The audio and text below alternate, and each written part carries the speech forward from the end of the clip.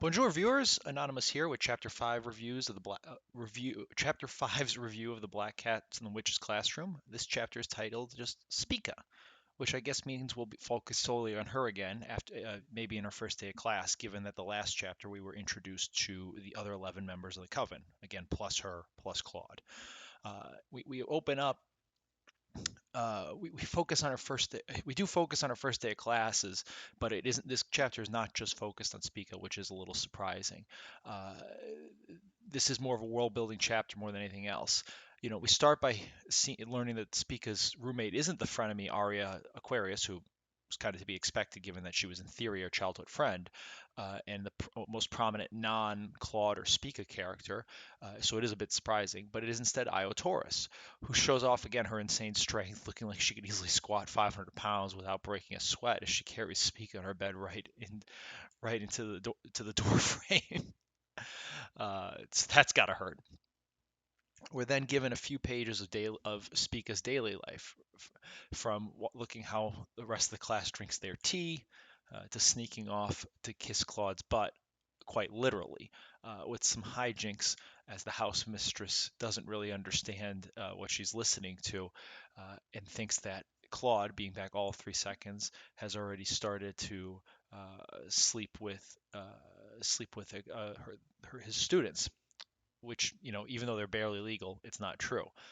We also do learn that there is a hierarchy to how to get to first class, which is the amount of mana that Spica would need to keep Claude in human form without needing to kiss him consistently.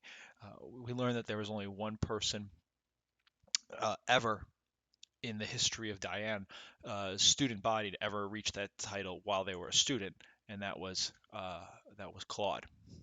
Uh, Again, the house mistress here is very nervous and thinks that Claude is a womanizer and needs to be locked up.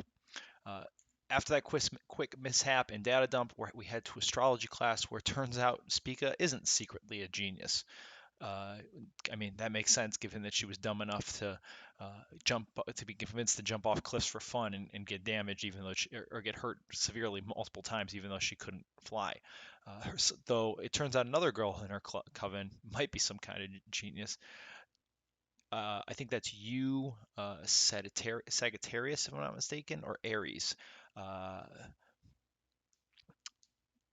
is sleeping in class right next to Spica. She's furiously taking notes. Uh, we'll look up the pronunciation of you next time she's mentioned.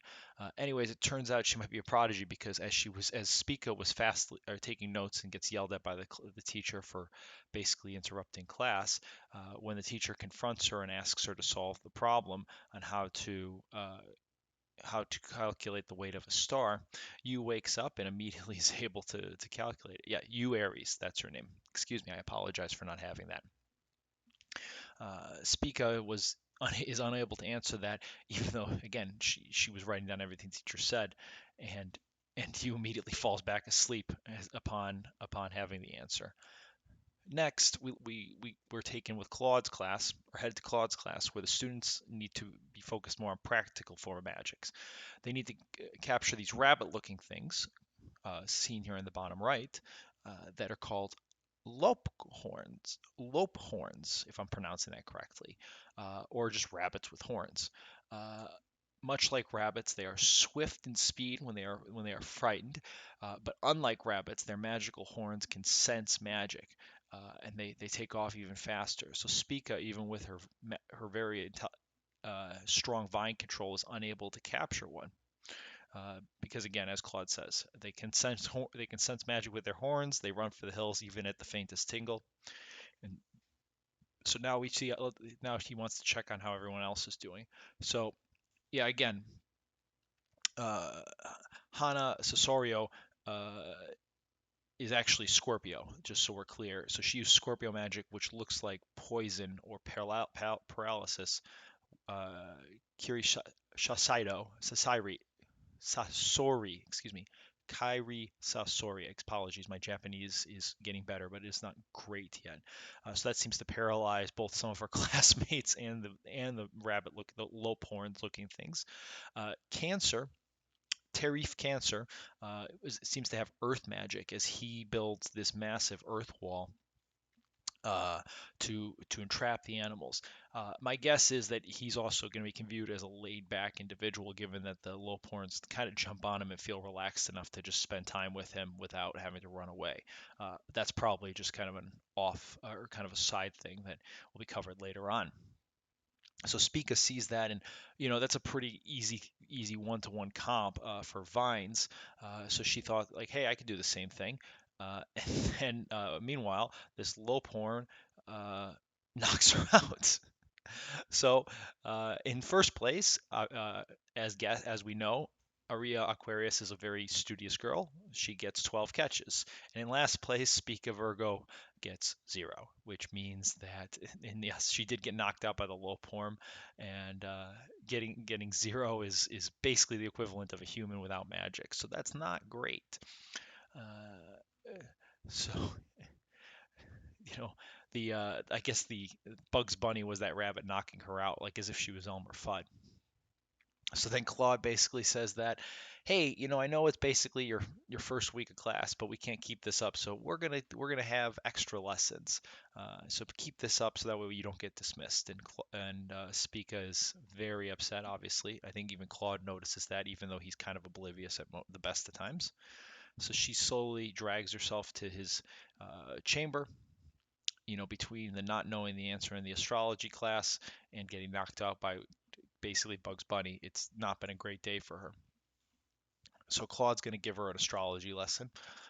So he magically takes her up to the stars. Again, that's just like an in-universe thing. Nothing really super neat about that. And he points out her star, Spica, the stars that she was named after. So it looks like one star, but it's two. And they spin around each other really fast. So from our eyes, it's one star.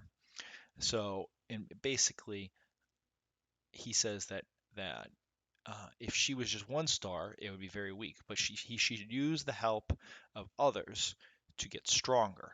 In a sense, he's trying to cheer her up. Uh, of course, Claude immediately denies that. Because he's supposed to be this kind of badass soul fighter who doesn't actually have friends. Spica finds that kind of enjoyable and decides to laugh at him. So again, this was a pretty solid issue by Kaneda Yousuke. We get some really solid day to day here. It was a great world building chapter that really gives us an idea of what Spica's day to day is like. This will help us understand, and we'll be able to skip over what basically breakfast is in her universe from now on. Now that we see what the boarding school is like and the day and kind of her going-ons are, it allows for more hijinks as we were introduced to the astrology professor who looked like he had a bulging vein and ready to blow a gasket, and obviously Claude's practical magic class. So hopefully in the next couple chapters we'll be introduced to some more, let's call them reoccurring characters, as we get more and more introduced to the going-ons of the Covenant. If you like this video, please like, comment, and subscribe. I'd love to hear from you, whether you're enjoying the series so far or have any questions or want to talk about a different series. I'll see you soon with the next chapter review.